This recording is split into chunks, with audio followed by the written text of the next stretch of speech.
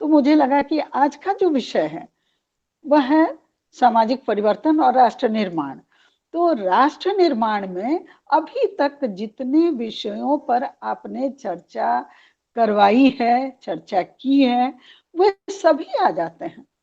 तो मुझे लगा कि पहला पायदान था स्वच्छता, स्वास्थ्य और साक्षरता, जो कि किसी भी समाज का बेसिक होता है, मूल होता है, उसका आधार स्तंभ होता है।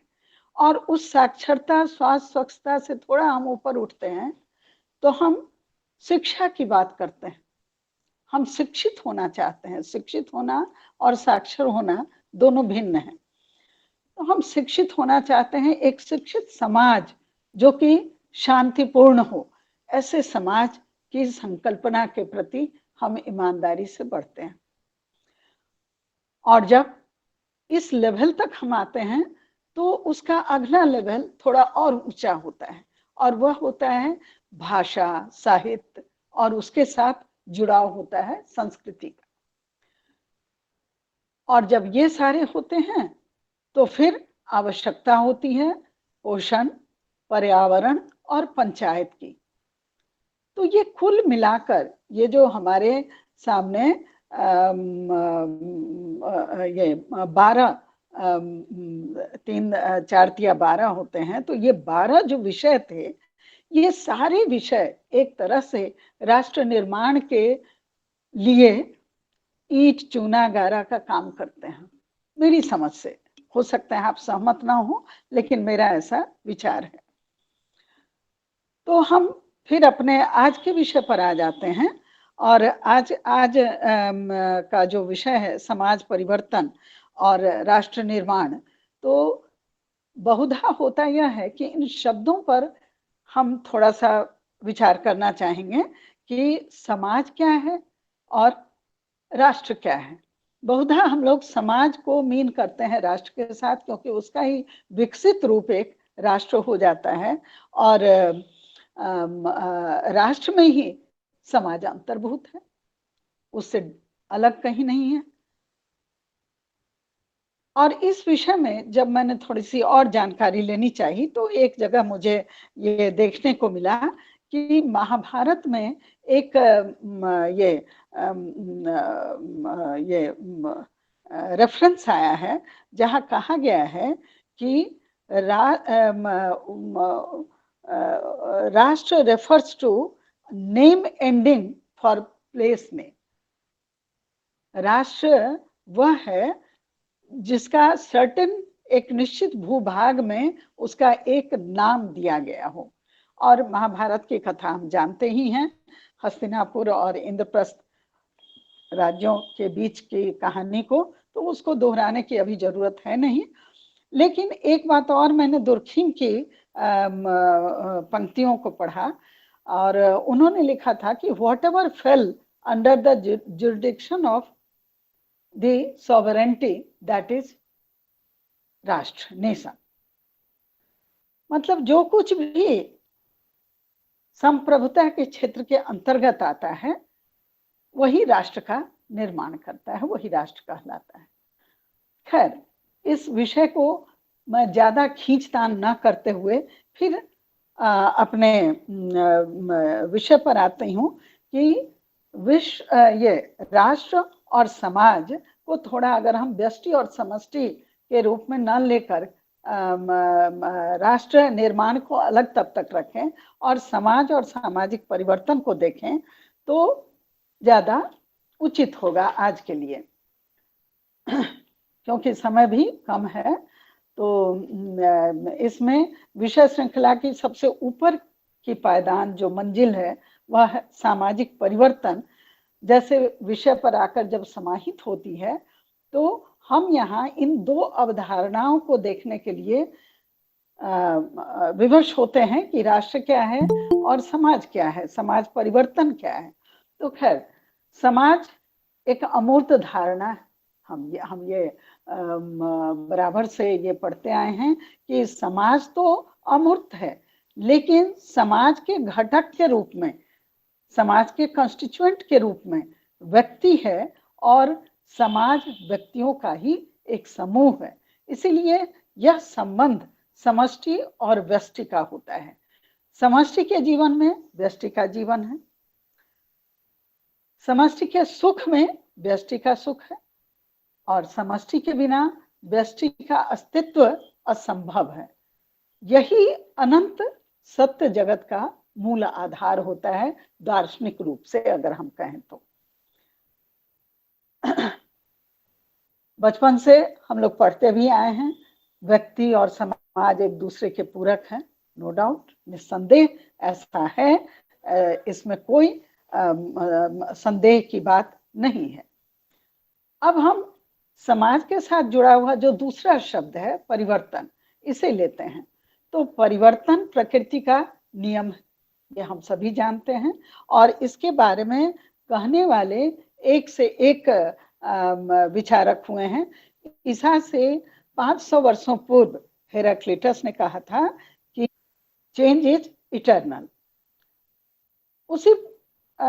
उसके 500-600 साल के बाद जब बुद्ध हुए तो उन्होंने क्षणिकवाद की बात कही। उन्होंने कहा कि हर चीज सतत प्रवाहशील है, और एक धारा जो वह प्रवाह है, उस प्रवाह में एक ही धारा हमेशा नहीं होती है, वह परिवर्तित होता रहता है।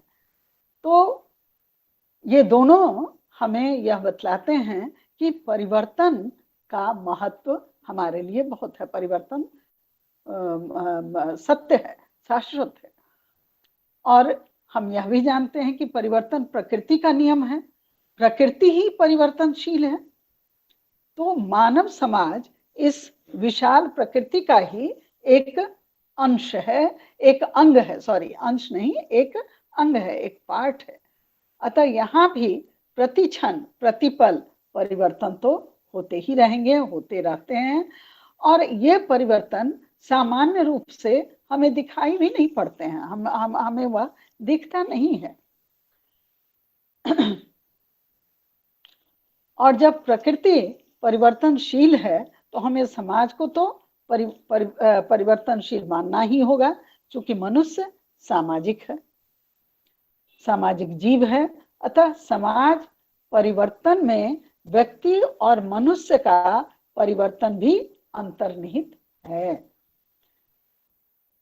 अब समाज परिवर्तन के रूप क्या होंगे, समाज परिवर्तन की दिशा क्या होगी, ऐसे अनेक सारे प्रश्न हैं हमारे सामने। समाज परिवर्तन की उत्पत्ति और स्रोत क्या होगा, और अंत में समाज परिवर्तन के नियंत्रण के लिए क्या उपाय होंगे, ये सारे बहुत सारे प्रश्न हैं।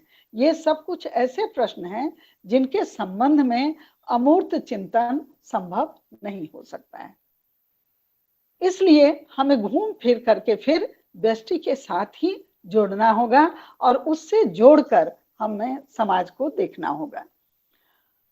अब समाज की बात करें तो परिवर्तन की जो गति होती है वह दो प्रकार की होती है। बहुत जमीनी बात मैं कर रही हूँ, जो हम लोग रोज परिलक्षित कर सकते हैं, करते हैं।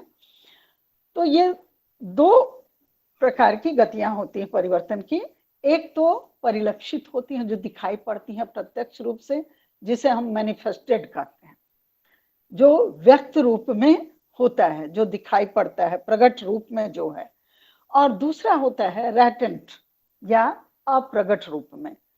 तो हम उसको ऐसे समझें कि वह परिवर्तन जो दिखाई नहीं पड़ता, जो परिलक्षित नहीं होता, जो प्रत्यक्ष सामने नहीं होता, वह सैकड़ों, हजारों, लाखों वर्षों में धीरे धीरे निष्पन्न होता है, धीरे धीरे सामने आता है। जैसे आदिम युग के गुफाओं में रहने वाले, निवास करने वाले मनुष्य को आज की गगनचुंबी अट्टालिकाओं तक पहुंचने में हजारों, लाखों, करोड़ों वर्ष लग गए हैं। वह समाज का यह रूप जब वह समूह में रहता था, जब वह अनियंत्रित काम वासना का भागी होता था, और अब का नियंत्रित विवाह के द्वारा उसे नियंत्रण में लाकर परिवार की जो संकल्पना की गई, समाज, एक अच्छे समाज को बनाने के लिए जो घटक परिवार का लिया गया, उसका रूप, और फिर उससे परिवर्तित फिर से एकल परिवार का रूप और टूटते हुए परिवारों का रूप, ये सभी हम परिवर्तन के रूप में ही लेते हैं। ये सभी समाज के परिवर्तन है। और यह परिवर्तन कई फैक्टर से होता है। प्रसार से होता है, प्रचार से होता है, मीडिया से भी होता है। मैं एक ही एग्जाम्पल आपको बतलाऊं कि आप देखें कि हम बोलचाल की भाषा जो परिवार में व्यक्त करते हैं, वह कभी हम लोग कहा करते थे, हमारे पूर्वज माँ बाबूजी की बात संबोधित करते थे अपने माता पिता को, और अब वह परिवर्तित होकर पहले तो मम्मी पापा हुआ, अब उससे भी परिवर्तित होकर सभी छोटे बड़े तबके के जितने लोग हैं, जितने समाज में रहने वाले हैं, मॉम और डैड। तो ये एक प्रकार का परिवर्तन है। खान पान का परिवर्तन है, रहन सहन का परिवर्तन है, और इसके साथ ये तो दिखने वाले परिवर्तन है। दूसरा परिवर्तन दिमाग का भी है, हमारी सोच का भी है। तो सोच में भी परिवर्तन आते गए हैं। बहुत सारे डिटेल में अभी यहाँ जाने की कोई जरूरत मैं नहीं देखती हूँ, लेकिन यहाँ मैं ये जरूर कहूंगी कि मैनिफेस्टेशन जो होता है वह दिखाई नहीं पड़ता, सैकड़ों हजारों वर्षों में होता है, लेकिन कुछ परिवर्तन ऐसे होते हैं जो बहुत तेजी से होते हैं। इन दोनों का नाम हम अलग अलग दे सकते हैं। पहले परिवर्तन को हम इवोल्यूशन कह सकते हैं, जो कि दिखाई नहीं पड़ता है, बहुत दिनों के ऊपर होता है। और दूसरा जो तुरंत परिवर्तित होता है वह होता है, उसे हम रिवॉल्यूशन या क्रांति कहते हैं। तो ऐसा है कि क्रांति का असर हमारे समाज परिवर्तन पर बहुत होता है। जैसे केवल एक एग्जाम्पल हम लें, औद्योगिक क्रांति। औद्योगिक क्रांति यूरोप में हुई, यूरोपीय देशों पर प्रभाव पड़ा, यूरोपीय समाज पर प्रभाव पड़ा, और केवल यूरोप ही नहीं, पूरा विश्व उससे प्रभावित हुआ, और हमारा भारतीय समाज भी इससे अछूता नहीं रहा। ये हम लोग सभी जानते हैं कि क्या प्रभाव पड़ा था। तो कई बार ये एक पंक्ति है, शोध और बोध। तो ये शोध जो है वह ज्ञान को बढ़ाता है, और इस हिसाब से सामाजिक परिवर्तन हमारे लिए बहुत ही महत्वपूर्ण होता है। समाज धीरे धीरे भी प्रगति करता है, बदलता है, और तेजी से भी बदलता है। कई कारक, कई घटक उसके होते हैं। अब इस पर हम ज्यादा बात ना करके हम फिर आ जाते हैं अपने ये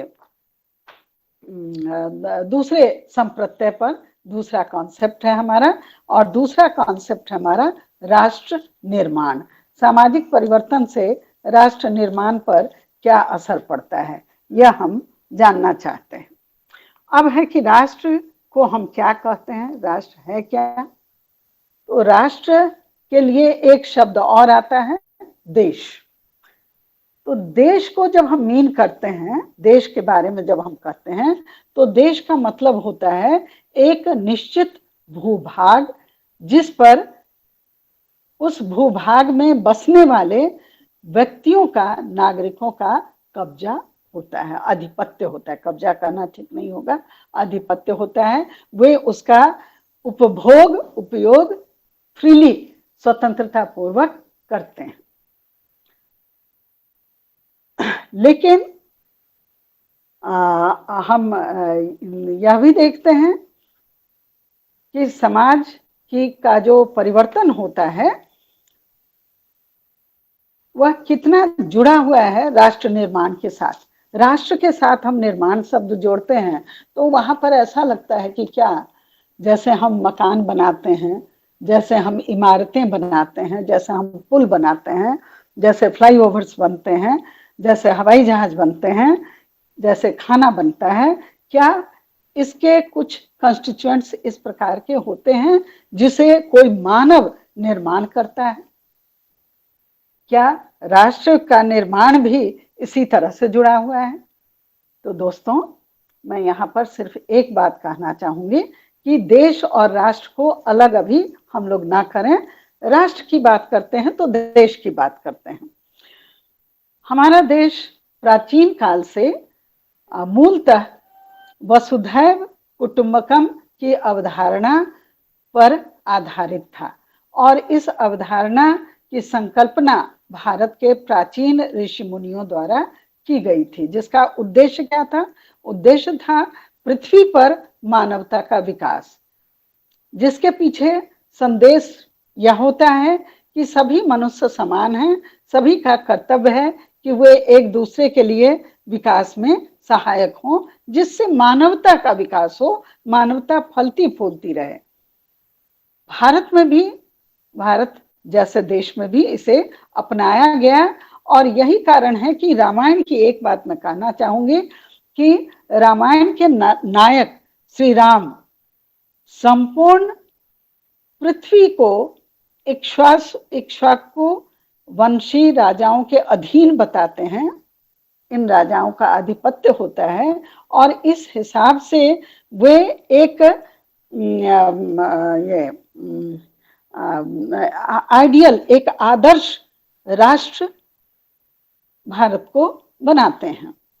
तो वसुधैव कुटुंबकम की भावना से ओतप्रोत होने के कारण ही कालांतर में भारत ने हर जाति और धर्म के लोगों को शरण दी, उन्हें अपनाया। तो ये एक भावनात्मक, संवेदनात्मक, हमारे संवेद जुड़े हुए होते हैं राष्ट्र के साथ। इतना ही नहीं, केवल इतनी ही भावना नहीं होती है, और भी भावनाएं होती हैं, उस पर मैं आऊंगी अभी। लेकिन क्या हुआ कि 16वीं और 17वीं शताब्दी में यूरोप की जो औद्योगिक क्रांति हुई, औद्योगिक क्रांति का जो प्रारंभ हुआ, नए नए आविष्कार हुए और आविष्कारों से उत्पाद बढ़ने लगे। उन उत्पादों के कारण उपनिवेश बनने शुरू हुए, उनको खपाने के लिए, उनको बनाने के लिए। तो दुनिया भर में ये जो वसुधैव कुटुंबकम की हमारी भावना थी, उसका ह्रास हुआ, क्योंकि इसके पहले तक तो भारत सभी को शरण देता था, सभी को अपनाता था, सभी धर्म और जाति को, लोगों को पनाह मिलती थी। लेकिन इस भावना का ह्रास होने लगा और एक नई भावना, जिसे लोगों ने कहा राष्ट्रवाद, तो इस राष्ट्रवाद का जन्म हुआ, जो एक ही राष्ट्र तक सीमित थी। अब आज की दुनिया क्या है? तो आज की दुनिया में राष्ट्रवाद हावी है। इसमें व्यक्ति केवल अपने राष्ट्र के बारे में सोचता है और यही कारण है कि दुनिया को 2 विश्व युद्धों का सामना करना पड़ा, जिसमें करोड़ों लोग मारे गए, हम सभी जानते हैं। अभी हिरोशिमा डे भी हम मनाएंगे। और आज का मनुष्य जो है, धीरे धीरे अपनी संवेदनाएं खोता चला जा रहा है। आज मनुष्य धर्म, जाति, भाषा, रंग, संस्कृति आदि के नाम पर बंट चुका है, इतना बंट चुका है कि सभी का शांतिपूर्ण सह अस्तित्व का विचार ही लगता है कि हम भूल गए हैं। खैर, जो भी हो, अभी हमारे पूर्व जो वक्ता थे, जो मैंने थोड़ा सा सुना उनको, तो उन्होंने भी यह बात कही और इस बात से वह भी ये अपनी सहमति रखते थे। तो आज जो जगह जगह पर हिंसा और युद्ध हो रहे हैं, ये इसका प्रमाण है। आज पूरा विश्व अलग अलग समूहों में बटा है, जो अपने अपने अधिकारों और उद्देश्यों के प्रति सजग है। परंतु देखा जाए तो सबका उद्देश्य एक ही होता है, और वह है मानव का विकास करना, व्यक्ति का विकास। तो अब हम आते हैं राष्ट्र निर्माण की जो कुछ घटक हैं, उसके जो ये हमारी सनातन संस्कृति मनुष्य मात्र को ही नहीं, अखिल ब्रह्मांड को, संपूर्ण ब्रह्मांड को ईश्वर का विराट रूप मानती है।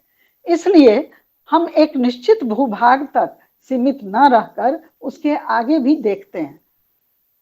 किंतु अभी हम सिर्फ बात करेंगे, सिर्फ और सिर्फ बात करेंगे भारत देश की, भारत जो हमारा राष्ट्र है। और हम ये जानते हैं कि उस शब्द के साथ कई शब्दों को हम जोड़ते हैं, जैसे राष्ट्रपिता महात्मा गांधी, जैसे राष्ट्रीय पक्षी, राष्ट्रीय पुष्प, राष्ट्रगान, राष्ट्रगीत। तो ये सब आप सोचिए कि ये सारे जो शब्द हैं ये हमारी भावनाओं के साथ जुड़ते हैं। हम सबको राष्ट्रपिता हम सबको राष्ट्रपिता क्यों नहीं बतलाते? सबको तो राष्ट्रपिता नहीं कहते, सबको राष्ट्रीय पक्षी नहीं साबित करते, सबको राष्ट्रीय पुष्प नहीं कहते। तो ये एक खास संवेदना हमारी होती है, एक खास हमारा उसके साथ जुड़ाव होता है। अब हम थोड़ी बातें करेंगे कि इसके लिए क्या आवश्यक है, जरूरत क्या है, कि किस चीज की जरूरत हमें पड़ती है ऐसे राष्ट्र के निर्माण के लिए। औद्योगिक क्रांति, प्रेस, मीडिया के अलावा इसके राष्ट्र निर्माण के लिए जो एक बहुत महत्वपूर्ण चीज है वह है लीडरशिप। लीडरशिप, नेतृत्व। और नेतृत्व के अलावा, जैसा कि मेरे पूर्व वक्ता चहल साहब भी बोल रहे थे कि युवाओं के बारे में, तो जब हम व्यक्ति की बात करते हैं तो उसके साथ हमारी युवा पीढ़ी जुड़ जाती है, क्योंकि युवा ही वैसा ऐसा युवा वर्ग ही ऐसा है जिसमें सारा जोश, सारा जज्बा, सारी ऊर्जा शक्ति, प्रबल कर्तव्य निष्ठता और नए नए प्रयोग और परीक्षण करने की क्षमता निहित होती है। लेकिन इसके पहले हम ये आपको बताएं कि आज देश के विकास और राष्ट्र निर्माण के लिए जो महत्वपूर्ण बिंदु हैं, ये बिंदुएं बदलती रहती हैं, क्योंकि समाज परिवर्तन को हम सत्य मानते हैं, समाज परिवर्तनशील है। आज का जो समाज है वह 100 वर्षों पहले का नहीं था, 100 वर्षों पहले जो था 500 वर्षों, हजारों वर्ष पहले नहीं था, और आगे जो होगा वह आज से बिल्कुल अलग समाज होगा। तो सामाजिक परिवर्तन, उसके मूल्य भी बदलते रहेंगे, उसके रहन सहन, उसके खान पान, उसके विचार सभी बदलेंगे। उसके साथ साथ उसका जो आंतरिक पक्ष है, बाह्य पक्ष तो है ही, आंतरिक पक्ष जो है उसकी संवेदनशीलता मूल्यों के प्रति वह बनी रहेगी। तो मैं आपको ये कहना चाहती हूँ, मेरा ये विनम्र एक फॉरवर्डिंग है कि आज देश के विकास के लिए जो महत्वपूर्ण बिंदु हैं जिनको मैंने लोकेट किया, वह है शिक्षा, दूसरा उद्योग धंधा, तीसरी सैन्य क्षमता, सैनिकों की क्षमता, हमारी बाह्य दुश्मनों से रक्षा के लिए हमारी सैन्य क्षमता बहुत आवश्यक है। इसके अलावा कृषि, कृषि एक महत्वपूर्ण अंग है। अगर खेती बाड़ी नहीं होगी तो जीवन यापन, पालन पोषण कैसे होगा। और पांचवा है राजनीति। तो ये 5 बिंदु, ये 5 घटक मेरे विचार से ऐसे हैं जिन पर राष्ट्र निर्माण के लिए हमें ध्यान देना है। ये 5 क्षेत्र ऐसे हैं जो यदि किसी भी देश में हम अपनी संपूर्ण क्षमताओं से कार्य करें तो उस देश के विकास को कोई नहीं रोक सकता है। और इन सभी क्षेत्रों में युवाओं की भूमिका अत्यंत महत्वपूर्ण मैं मानती हूँ। ये मेरा अपना विचार है, हो सकता है कि आप सहमत ना हो, लेकिन मैं यह महसूस करती हूँ कि इन सभी क्षेत्रों में युवाओं की भूमिका अत्यंत ही महत्वपूर्ण है। आज युवा शक्ति के भीतर जोश है और जोश के साथ साथ आक्रोश भी है। हाँ, ये आक्रोश किन बातों के लिए है, इसकी तो वजहें अनेक हैं, असंख्य हैं, असंख्य वजहें हो सकती हैं, तो उस पर कभी फिर हम चर्चा करेंगे। अभी फिलहाल मैं आगे ये आपके सामने रखना चाहती हूँ कि युवा की परिभाषा क्या होगी। अगर आज हम युवा की परिभाषा गढ़ने चलते हैं तो हमारे सामने जो मानक आता है, जो मापदंड आता है, जो स्टैंडर्ड आता है, वह आता है 18 से लेकर 40 वर्ष तक की उम्र सीमा के व्यक्ति को हम फिजिकली युवा रूप में परिभाषित करते हैं। इसके पीछे क्षमा के लिए खेद है मैडम, थोड़ा समराइज कीजिएगा क्योंकि हम लोग आधा अच्छा घंटा कार्यक्रम में लेट चल रहे बस, हैं। जी जी, आप तो पहले क्षमा ही के लिए लेट चल खेद है। रहे हैं। जी जी आप जी तो पहले ही लेट चल रहे हैं, जी तो जी इसमें मैम। मेरी क्या गलती है भैया? नहीं नहीं, कोई हाँ? गलती नहीं है मैडम, तो इसलिए क्षमा के लिए खेद आखिर है, थोड़ा समराइज कीजिए। जी नहीं, जी समराइज, इसको तो समराइज ही है, ये तो ऐसा जी जी विषय है, तो जी जी। समराइज ही है सारा। हाँ चलिए हाँ, सो तो ठीक है, है ही। ठीक है।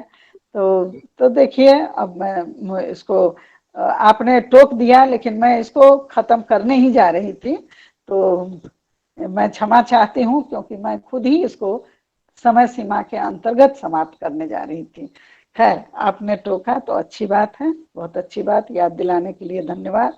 तो सही शब्दों में हम कहें तो देश के सर्वांगीण विकास के लिए, राष्ट्र के विकास के लिए एक मॉडल होता है, विकास का एक मॉडल होता है, और यह मॉडल होता है उस देश का युवा।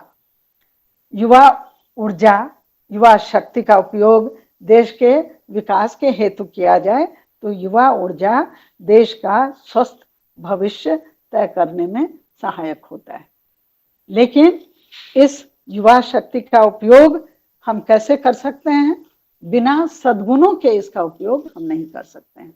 आज हम देखते हैं कि युवाओं की संख्या भारत में सबसे ज्यादा है, लेकिन जब खोजने जाइए कि हमारे लिए एक स्किल्ड व्यक्ति चाहिए, तो आज आपको मिलेगा नहीं। बीए, एमए डिग्री, पीएचडी लिए हुए बहुत सारे लोग मिलते हैं, लेकिन मुझे अफसोस के साथ कहना होता है कि अगर उनकी कार्य क्षमता हम खोजते हैं, उनकी शक्ति को देश के लिए लगाना चाहते हैं, तो वहां नकारात्मक ऊर्जा ही हमें मिलती है।